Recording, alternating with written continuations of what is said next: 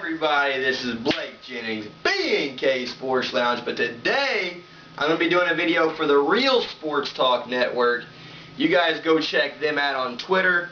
Here in a sec you'll see a little link pop up for the Real Sports Talk Network. Basically they asked me to get on with them and do a quick little video of my Super Bowl predictions. So without further ado, I'm going to go ahead and give you my Super Bowl predictions, and obviously depending on what happens the rest of the preseason, this could very well change come week 1.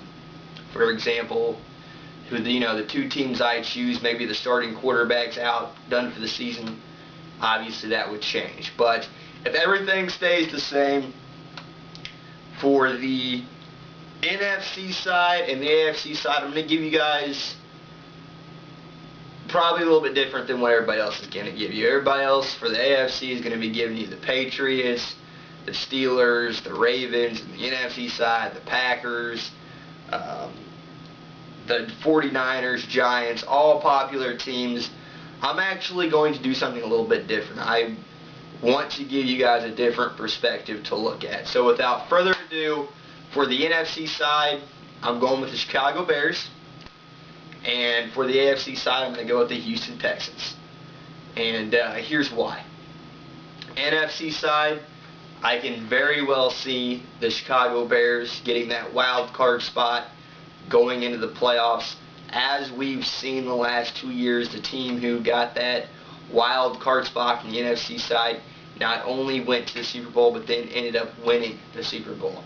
So, honestly, I know everybody thinks that the first round bye and home field advantage, that is an advantage.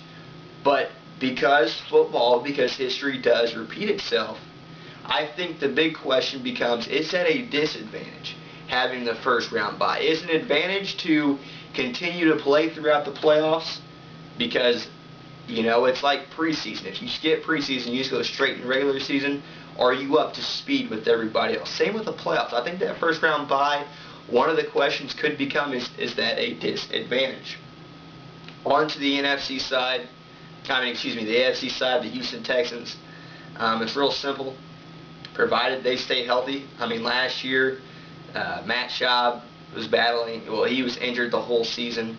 Andre Johnson battled with injuries off and on. They still went to the playoffs. They still won their division. They still won in the playoffs. They had a playoff win last year. So if everyone can stay healthy, if they can build off of last season, I really, really, really like the Texans.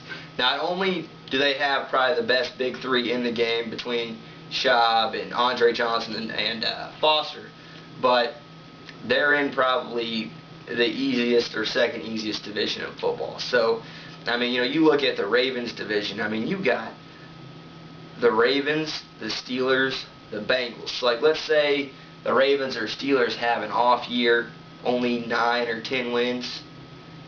You got to think, the Bengals may win that division. If that happens, if they only win 9 or 10 games, Bengals could win that division, get into the playoffs, they won the division, and then two other teams that didn't win their division, maybe like the AFC West division. You look between the Broncos and Chiefs, maybe they get 10 wins, and then of course, the AFC South or East, maybe the Buffalo Bills come on this year. I don't know, but honestly, one of those teams could not make the playoffs. If you've been watching my divisional rounds, I do think they will. But I'm just saying, the Texans, they are a clear-cut winner of that division. I think that they're only going to get better from last year, and they were really good last year. You're talking about a team who, before Matt Schaub got hurt, they had the #1 seed going into the playoffs. The #1 seed. So, I like the Texans. I like the Bears. A little bit different, I know. I honestly see the Chicago Bears, Brian Urlacher, going out his last year or two, kind of like Michael Strahan did.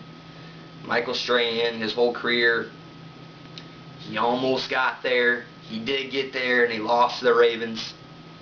Is this Brian Urlacher's year to win it? Anyways, hope you guys like my different opinion, probably from everybody else's, but this is Blake Jennings, B&K Sports Lounge. This is your first time seeing me. Please subscribe to me, especially if you like what you hear.